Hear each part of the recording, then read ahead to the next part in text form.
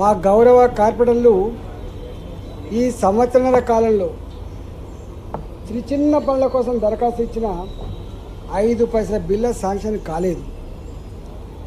పాత బస్తీలలో, టౌన్లలో, కొత్తగా విస్తరించిన కాలనీలలో డ్రైనేజీ వాటర్ అంతా కూడా పైకి ఉబ్బి పారుతున్నప్పటికి కూడా దానికి అతిగతి లేదు. చివరికి ఎట్లాంటి పరిస్థితి వచ్చిందంటే మీరే పైపులు తెచ్చుకోండి, మీరే బాగు చేసుకోండి, లేదా కాంట్రిబ్యూషన్ కడితే తప్ప కాని పరిస్థితి అని చెప్తా ఉన్నారు. ఒకవైపు ఏమో విశ్వనగరం పేరుకు ట్యాక్సులు వసూలు చేసేటప్పుడు మాత్రం గొప్పగా వసూలు చేస్తారు. కానీ మురికి నీరును ట్రీట్మెంట్ చేసే విషయంలో కానీ, మురికి నీళ్లను రోడ్ల మీద పారకుండా ఉండే విషయంలో కానీ ఈ ప్రభుత్వం సంపూర్ణంగా విఫలమైపోయింది.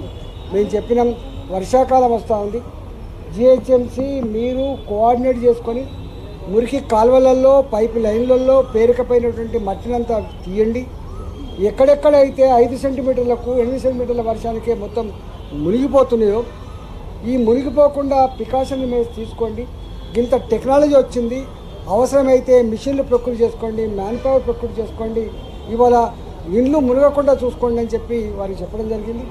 రెండవది తాగే నీళ్ళ కోసం మిషన్ భగీరథ వచ్చిన తర్వాత 135 లీటర్ల నీళ్లు ప్రతి మనిషికి ఇస్తా అని చెప్పినటువంటి ప్రభుత్వం ఇవాళ ఇన్ని వేల 40-50 వేల కోట్ల రూపాయలు ఖర్చు పెట్టిన తర్వాత కూడా ఇవాళకి హైదరాబాద్ నగరంలో 2 రోజులకోసారి 3 రోజులకోసారి నీళ్ళు వస్తున్నాయంటే ఎంత అస్తవ్యస్తంగా ఉందో దాన్ని బట్టి మనకు అర్థం కావాలి.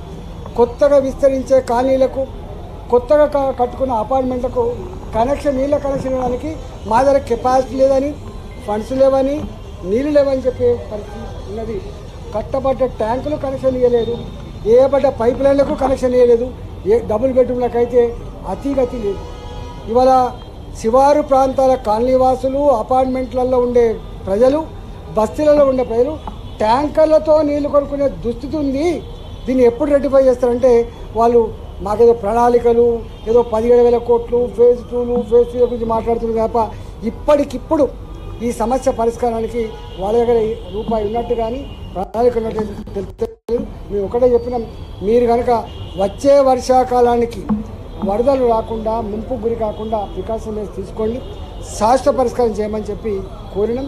ఒకవేళ కనుక ఈ ప్రభుత్వం స్పందించకపోతే, ఎందుకంటే ఈ శాఖ ముఖ్యమంత్రి చేతిలో ఉంది కాబట్టి ముఖ్యమంత్రి గారు తీర్చలేదు, వారు రాజకీయాలు తప్ప, రాజకీయ పరమైనటువంటి అంశాలు తప్ప ప్రజల పరమైనటువంటి మురికి నీళ్ళ సమస్య కావచ్చు, తాగునీళ్ళ సమస్య కావచ్చు, సిమెంట్ రోడ్ల సమస్య కావచ్చు, ఇవాళ లైట్ల సమస్య కావచ్చు, అవన్నీ చర్చించేటువంటి తీరిక వారికి లేదు.